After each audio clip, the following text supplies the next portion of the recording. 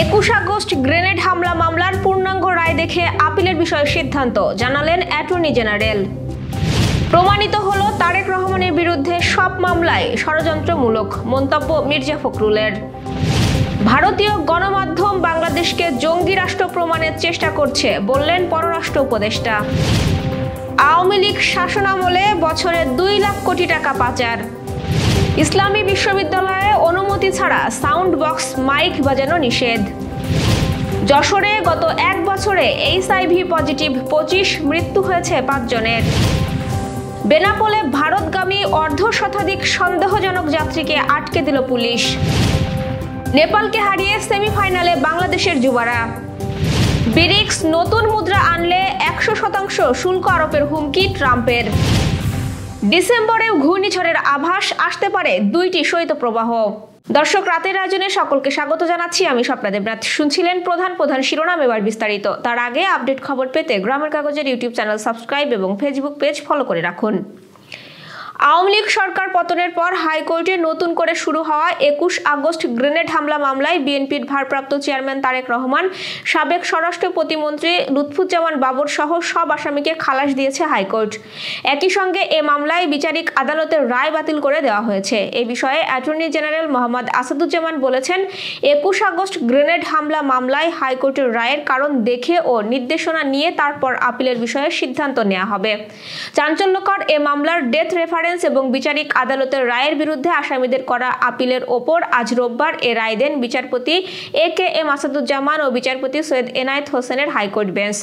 রায়ের পর আসামি পক্ষের আইনজীবী শিশির মোহাম্মদ মনির বলেন, বিচারিক আদালতের রায়ে 49 জনকে সাজা দেওয়া হয়েছিল। তাদের মধ্যে 19 জনকে মৃত্যুদণ্ড, 19 জনকে যাবজ্জীবন এবং বাকিদের বিভিন্ন মেয়াদে কারাদণ্ড দেওয়া হয়। তিনি জানান, সবার আপিল মঞ্জুর করেছেন হাইকোর্ট, সবাইকে মামলা থেকে খালাস দেওয়া হয়েছে। পর্যবেক্ষণে হাইকোর্ট জানান, মামলাগুলোর বিচারিক আদালতের রায় অবৈধ, কারণ তা অবৈধ উপায়ে দেওয়া হয়েছে। অন্য মামলায় মৃত্যুদণ্ডপ্রাপ্ত আসামি মুফতি আব্দুল হান্নানের স্বীকারোক্তিমূলক জবানবন্দির ভিত্তিতে বিচারিক আদালত এই রায় দিয়েছে। হাইকোর্ট বেঞ্চ বলেছে, মুফতি হান্নানের স্বীকারোক্তিমূলক জবানবন্দির কোনো এভিডেন্সিয়াল মূল্য নেই। এটি জোর করে নেওয়া হয়েছিল এবং সংশ্লিষ্ট ম্যাজিস্ট্রেট দ্বারা যথাযথভাবে যাচাই করা হয়নি। হাইকোর্ট 21 আগস্ট গ্রেনেড হামলার মামলায় যে রায় দিয়েছে তার মধ্যে দিয়ে বিএনপি ভারপ্রাপ্ত চেয়ারম্যান তারেক রহমানের বিরুদ্ধে হওয়া সব মামলায় ষড়যন্ত্রমূলক ছিল বলে প্রমাণিত হয়েছে। তারেক রহমানের খালাসের খবরে এমন মন্তব্য করেছেন দলের মহাসচিব মির্জা ফখরুল ইসলাম আলমগীর। রোববার রায়ের প্রতিক্রিয়ায় লন্ডন থেকে পাঠানো এক বিবৃতিতে তিনি বলেছেন, এই রায়ে প্রমাণ হলেও আওয়ামী লীগ ফ্যাসিবাদী সরকার রাজনৈতিক উদ্দেশ্য প্রণোদিত হয়ে এই মামলায় তারেক রহমানকে অভিযুক্ত করেছিল। আনিত অভিযোগ তিনি আইনগতভাবে মোকাবেলা করে উচ্চ আদালত থেকে বেকসুর খালাস পেয়েছেন। মির্জা ফখরুলের বিবৃতি পাঠানোর বিষয়টি নিশ্চিত করেছেন বিএনপি চেয়ারপারসনের মিডিয়া উইংয়ের সদস্য সাইরুল কবির খান। ভারতীয় গণমাধ্যমগুলো অপপ্রচার চালিয়ে বাংলাদেশকে জঙ্গি রাষ্ট্রে প্রমাণের চেষ্টা করছে বলে মন্তব্য করেছেন পররাষ্ট্র উপদেষ্টা মোহাম্মদ তৌহিদ হোসেন। রোববার রাজধানীতে সেন্টার ফর পলিসি ডায়ালগের 30 বছর পূর্তি উপলক্ষে আয়োজিত এক অনুষ্ঠানে এ মন্তব্য করেন তিনি। পররাষ্ট্র উপদেষ্টা বলেন, ভারতীয় গণমাধ্যমগুলো বাংলাদেশের গণ অভ্যুত্থানে খুশি নয়, তারা প্রোপাগান্ডা ছড়াচ্ছে। বিশ্বে বাংলাদেশকে জঙ্গি রাষ্ট্র হিসেবে দেখানোর চেষ্টা চালাচ্ছে। এটি খুবই আনফেয়ার। এ দুটি দেশের কারোর জন্য সুখকর হবে না। আওয়ামী লীগের 15 বছরের শাসন আমলে বাংলাদেশ থেকে বছরে গড়ে প্রায় $16 বিলিয়ন বিদেশে পাচার হয়েছে। বর্তমান বিনিময় হার অনুযায়ী যার পরিমাণ প্রায় 2 লাখ কোটি টাকা। বাংলাদেশের অর্থনীতি নিয়ে শ্বেতপত্র প্রণয়ন কমিটির প্রতিবেদনে এ প্রাক্কলন করা হয়েছে। রোববার শ্বেতপত্র প্রণয়ন কমিটির প্রধান উপদেষ্টা অধ্যাপক ডক্টর মোহাম্মদ ইউনূসের কাছে প্রতিবেদন গ্রহণ করে প্রধান উপদেষ্টা বলেন, এই প্রতিবেদন আমাদের জন্য একটা ঐতিহাসিক দলিল। আর্থিক খাতে যে ধরনের ঘটনা ঘটেছে তা ছিল একটা আতঙ্কিত বিষয়। আমাদের সামনে এ ঘটনা ঘটেছে, কিন্তু কেউ এটা নিয়ে কথা বলেননি বলে তিনি উল্লেখ করেন। ইসলামী বিশ্ববিদ্যালয়ের ভেতরে অনুমতি ছাড়া সাউন্ড বক্স ও মাইক ব্যবহারে নিষেধাজ্ঞা দিয়েছে বিশ্ববিদ্যালয় প্রশাসন। তবে প্রয়োজনে প্রক্টরের লিখিত অনুমতি নিয়ে এগুলো ব্যবহার করা যাবে। শব্দ দূষণ রোধে রোববার বিশ্ববিদ্যালয়ের প্রক্টরের সই করা এক বিজ্ঞপ্তিতে এ তথ্য জানানো হয়। বিজ্ঞপ্তিতে বলা হয়, বিশ্ববিদ্যালয়ের ভেতরে শব্দ দূষণ রোধে যে কোনো ধরনের সাউন্ড অথবা মাইক ব্যবহার না করার জন্য অনুরোধ করা হলো। অতি প্রয়োজনে সাউন্ড অথবা মাইক ব্যবহার করতে হলে প্রক্টরের লিখিত অনুমতি নিতে হবে। এবার যশোর সহ আঞ্চলিক সংবাদ। বেনাপোল আন্তর্জাতিক চেকপোস্ট দিয়ে ভারতগামী সন্দেহজনক 63 জন বাংলাদেশি পাসপোর্টধারী যাত্রীকে আটকে দিয়েছে বেনাপোল ইমিগ্রেশন পুলিশ। শনিবার সন্ধ্যায় 54 জন ও রোববার সকালে 9 জন যাত্রীকে সন্দেহজনক কথাবার্তা ও আচরণের জন্য আটকে দেয় পুলিশ। এ তথ্য নিশ্চিত করেছেন বেনাপোল চেকপোস্ট পুলিশ ইমিগ্রেশনের অফিসার ইনচার্জ ইমতিয়াজ আহসানুল কাদের ভূঁইয়া। তিনি জানান, ভারতে গমনের ইচ্ছুক এসব যাত্রীদের আচরণ ও কথাবার্তা সন্দেহজনক হওয়ায় ফেরত পাঠানো হয়েছে। ফেরত পাঠানো যাত্রীদের প্রায় সকলেই ভারতের তীর্থ ভ্রমণে যেতে ইচ্ছুক ছিলেন বলে তথ্য মিলেছে। বিদেশি জাহাজ চলাচলের সুবিধা সহ আমদানি রপ্তানি কার্যক্রমের মধ্য দিয়ে 74 বছর পূর্ণ করল দেশের দ্বিতীয় সমুদ্র বন্দর মোংলা।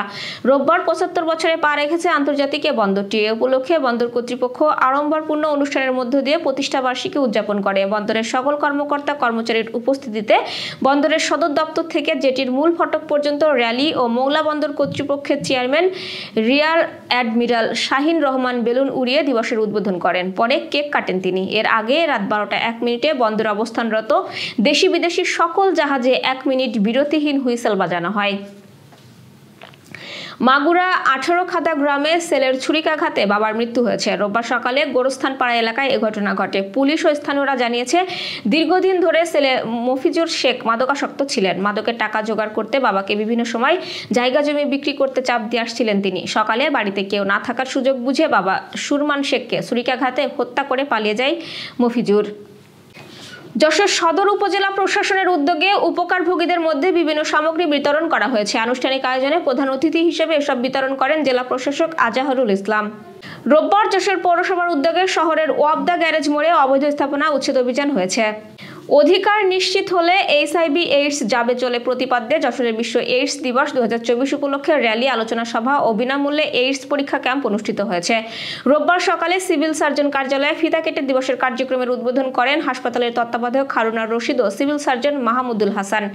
এরপর সিভিল সার্জন অফিসে সংক্ষিপ্ত আলোচনা সভা অনুষ্ঠিত হয়। এতে জানানো হয়, গত 1 বছরে খুলনা বিভাগে 154 জন নতুন করে শনাক্ত হয়েছেন। এর মধ্যে যশোর জেলায় 25 জন। এছাড়াও মৃত্যু হয়েছে 5 জনের, চিকিৎসাধীন আছেন 20 জন। খেলার সংবাদ। এশিয়া কাপের শিরোপা ধরে রাখার পথে আরেকটু এগোলো বাংলাদেশ অনূর্ধ্ব 19 ক্রিকেট দল। দুবাইয়ে আজ বি গ্রুপের ম্যাচে নেপালকে 5 উইকেটে হারিয়ে টানা দ্বিতীয় জয় পেয়েছে বাংলাদেশের যুবরা। বাংলাদেশ নেপাল ম্যাচ শেষ হওয়ার কয়েক মিনিট পরেই গ্রুপের অন্য ম্যাচে শ্রীলঙ্কা আফগানিস্তানকে হারাতেই নিশ্চিত হয়ে যায় বাংলাদেশের সেমিফাইনালে ওঠা। টানা 2 জয়ে শ্রীলঙ্কাও নিশ্চিত করেছে শেষ 4। পরশু গ্রুপ শ্রেষ্ঠত্বের লড়াইয়ে মুখোমুখি হবে বাংলাদেশ ও শ্রীলঙ্কা। দুবাই আন্তর্জাতিক ক্রিকেট স্টেডিয়ামে আজ বাংলাদেশ অনূর্ধ্ব 19 দল নেপালকে অল আউট করে 141 রানে। রানটা 28 ওভার 4 বলেই পেরিয়ে যায় আজিজুল হাকিমের দল। আবহাওয়ার সংবাদ। চলতি ডিসেম্বরেও বঙ্গোপসাগরে 2টি লঘুচাপ সৃষ্টি হতে পারে, যার একটি নিম্নচাপ ঘূর্ণিঝড়ে রূপ নিতে পারে। এছাড়া এই মাসের দ্বিতীয়ার্ধে 2টি শৈত্যপ্রবাহ বয়ে যেতে পারে। রোববার বাংলাদেশ আবহাওয়া অধিদপ্তরের দীর্ঘমেয়াদী পূর্বাভাস থেকে এসব তথ্য জানা গেছে। দীর্ঘমেয়াদী পূর্বাভাস দিতে গঠিত বিশেষজ্ঞ কমিটি জানিয়েছে, চলতি ডিসেম্বর মাসেও দক্ষিণ বঙ্গোপসাগর ও তৎসংলগ্ন এলাকায় 1 থেকে 2টি লঘুচাপ সৃষ্টি হতে পারে, যার মধ্যে একটি নিম্নচাপ ঘূর্ণিঝড়ে রূপ নিতে পারে। এছাড়াও এ মাসের দ্বিতীয়ার্ধে দেশের পশ্চিম ও উত্তরাঞ্চলে একটি 8 থেকে 10 ডিগ্রি সেলসিয়াসের এবং 2টি মৃদু বা মাঝারি 6 থেকে 8 ডিগ্রি সেলসিয়াসের শৈত্যপ্রবাহ বয়ে যেতে পারে। Renaissance hospital and diagnostic centre. রেনেসাতেই মিলছে কম খরচে উন্নত সেবা। তাই নিশ্চিন্তে আমাদের সেবা নিন, সুস্থ থাকুন। Renaissance hospital and diagnostic centre, সদর হাসপাতাল মোড়, দরাটানা, যশোর। দর্শক, শেষ করব আন্তর্জাতিক সংবাদ দিয়ে। চীন ও রাশিয়া সমর্থিত উদীয়মান অর্থনীতির দেশগুলোর কাছে নতুন মুদ্রা তৈরি না করার প্রতিশ্রুতি চাইলেন যুক্তরাষ্ট্রের নবনির্বাচিত প্রেসিডেন্ট ডোনাল্ড ট্রাম্প। তা না করলে শতভাগ শুল্কের মুখোমুখি হতে হবে বলে হুমকি দিয়েছেন তিনি। বিশ্ব অর্থনীতিতে নতুন তরঙ্গ তৈরি করা ব্রিক্স সদস্যরা রাশিয়ার কাজানে গত অক্টোবরে ডলার বহির্ভূত লেনদেন বাড়ানোর বিষয়ে আলোচনা করেন। এমন প্রেক্ষাপটে ব্রিক্সভুক্ত দেশগুলোকে শতভাগ শুল্ক আরোপের হুঁশিয়ারি দেন ট্রাম্প।